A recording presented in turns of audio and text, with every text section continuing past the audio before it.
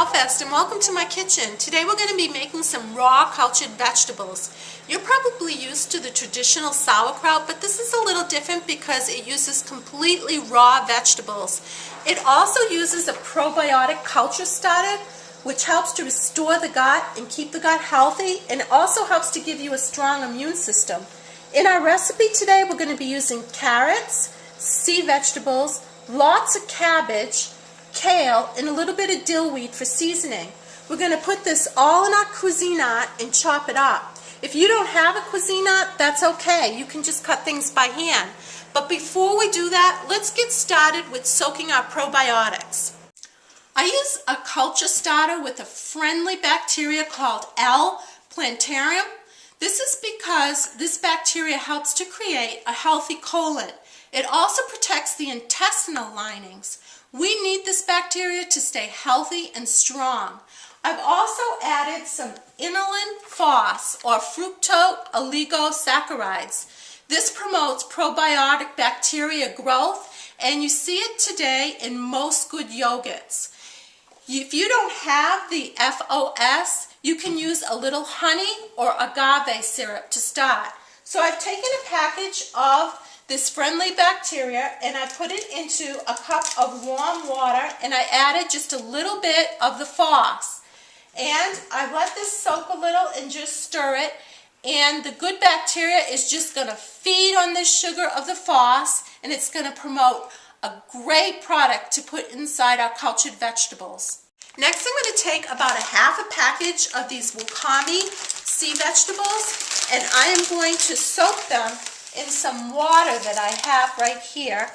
And as you can see, they're soaking and they're going to get softer. Wakame sea vegetables grow on the ocean floor, and they're harvested when they float on the surface. They're full of iron and they have vitamin C, and they're a good source of iodine.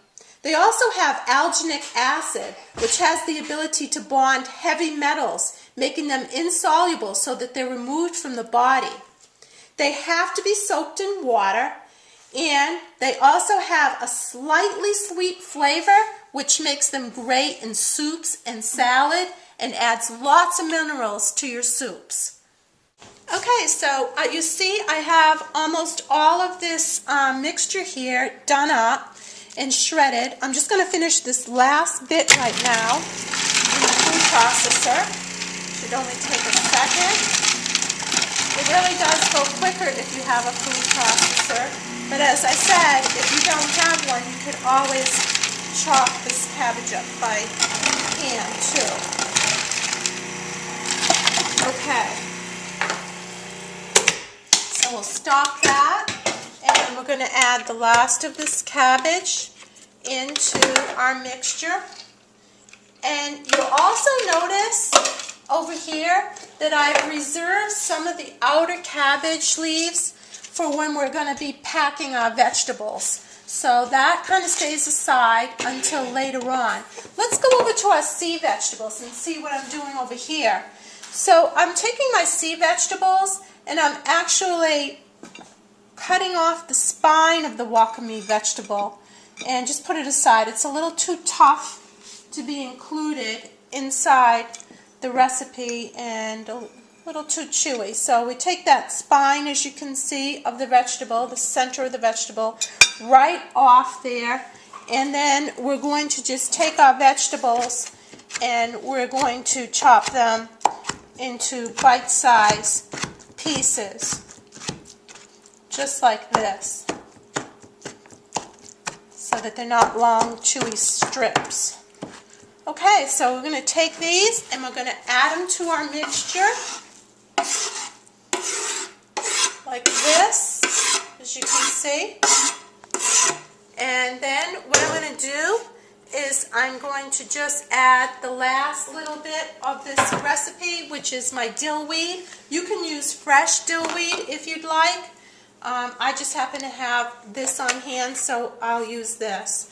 I'm going to mix this up. Okay, so we got all our mixture together now, and what I'm going to do is I'm going to fill up this Vitamix container right here with all of our mixture. And if you don't have a Vitamix, you can just use any blender that you have at home. I'm going to fill this about 3/4 of the way with our vegetable mixture, just like that, and then put it on and fill enough water to cover the vegetables all the way up to the top of them. And what I'm making right now is a brine. It's a brine that's going to give the whole mixture a little bit of juice. And I'm going to take some of my FOSS that I spoke about earlier that we put in our culture mix, and I'm just going to put it in there because a couple of scoopfuls of that, because that's going to give the bacteria something to really feed on. Okay, so let's turn this on.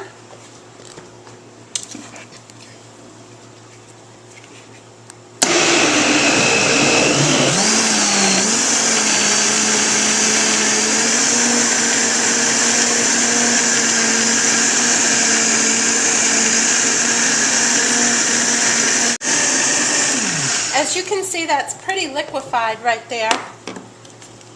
I don't know if you can see inside there, but it's nice and bubbly, and we're just going to pour this into our mixture. A lot of liquid there. And I did not put my probiotic into the mixture because I didn't want to whiz it all about like that and have it go a little crazy, but I'm going to pour the cup of probiotic mixture that we had soaking from previous right in with that brine now that I have it mixed there. And I'm just going to take this and totally mix it together.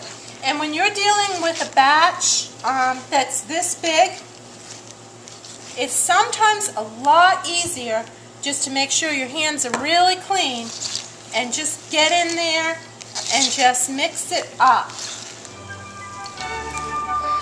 So we're going to mix it thoroughly until the brine solution is totally mixed in with all of the vegetables.